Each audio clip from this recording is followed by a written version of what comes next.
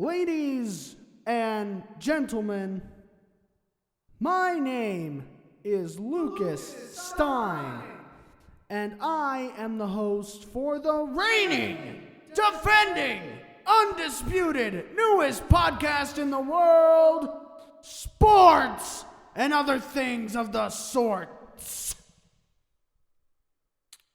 I wonder if that sounded anything like Paul.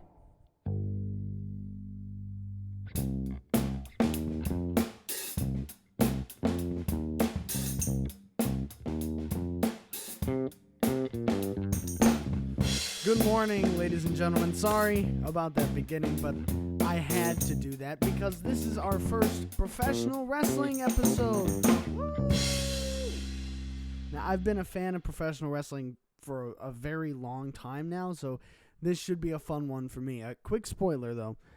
I am going to be talking about professional wrestling as a business. I'm not going to be in kayfabe, as the pros say. So if you actually thought Stone Cold and The Rock actually hated each other, sorry. Today, we're going to be talking about how the finisher is dying. Before we go on, make sure you hit that follow button. And also, this is the last episode of the debut day, if you want to call it that. From now on, it will be one episode every Friday at 11 a.m. There may be a bonus episode here and there, depending on if I feel like doing one, but you can always expect an episode every Friday. All right, on to the episode. So, what do I mean when I say the finisher is dying? Well, first we have to know what a finisher is. So, for those who need to hear it, a finisher is a professional wrestler's one move that normally finishes a match. For John Cena, it's the Attitude Adjustment. For Stone Cold, it's the Stone Cold Stunner. And The Rock has the Rock Bottom, so on and so forth. Now, why is the finisher dying? Well, in the late 80s to early 2000s, when a wrestler hit their finisher, they more than likely won the match. Whether they dropped a leg or tuned up the band, they ultimately won. Fast forward to January 6, 2025, and things are a little different.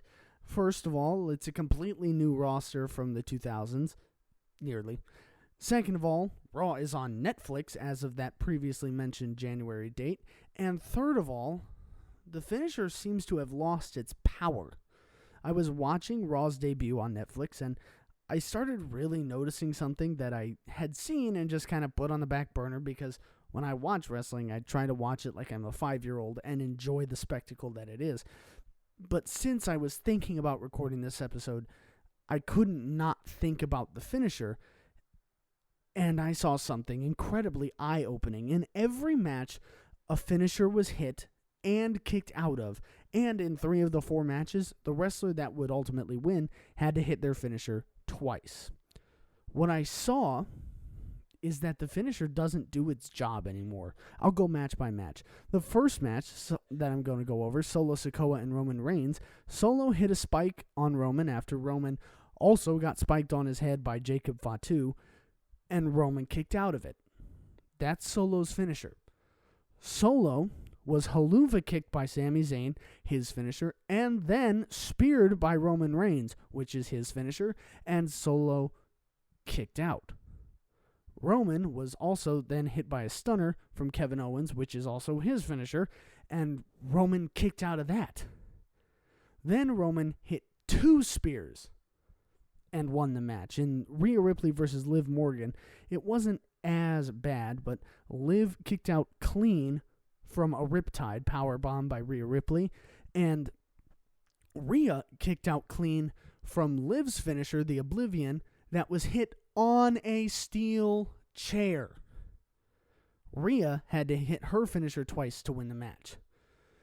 The CM Punk versus Seth Rollins match is a little different because they hit each other with the other person's finisher at least 3 times each. But it makes sense that the guy who uses the move most often and or made up the move can kick out of it in my head. But still, they are finishers.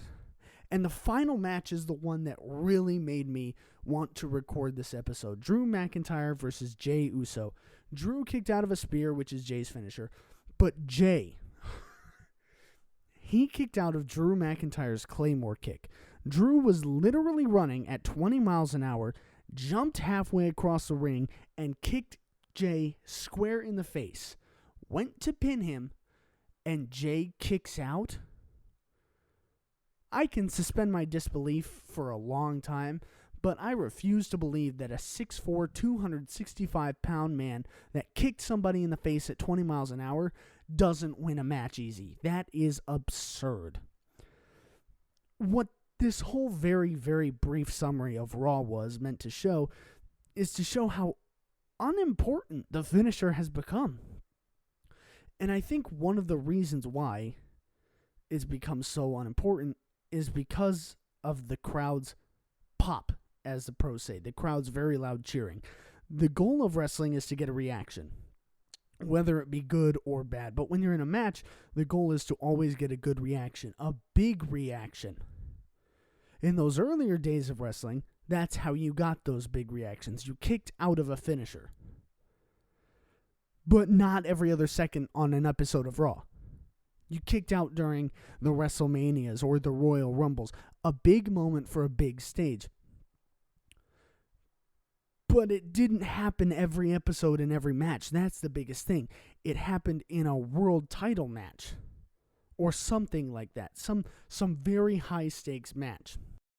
Now, wrestlers will do it in just a basic grudge match just to get a cheap pop, to get a big reaction from the crowd. I'm just worried because the finisher used to be a powerful tool to win a match. Now it seems like wrestlers use a finisher to keep the crowd engaged in a match. And I want to send you home with a little homework almost. If you ever watch a newer episode of Raw or SmackDown from the last year, count how many times a finisher is kicked out of clean. Not when the ref is pulled away or when the wrestler being pinned puts their foot on the rope. No, when the wrestler kicks out of the finisher clean. Then go back 10 to 15 years and do the same counting on a random episode of Raw or SmackDown. I bet you the difference between those two numbers is drastic. All right, this was another short one. That will do it for the third episode of Sports and Other Things of the Sort. If you noticed anything about this episode, it's probably that I only talked about WWE. Well, that's simply because I only watch WWE, and it's not because I don't like other promotions. It's just that I watch WWE. I do constantly see or look up clips of other wrestling companies, but I don't watch their television programming. However, if you want me to cover a different company, I would totally do that because I really do love professional wrestling as a fan and as the inner 5-year-old in me. Okay, I'm officially signing off. Make sure you tune in next week for episode 4 where I'll be breaking down my pick for the NFL MVP. See ya!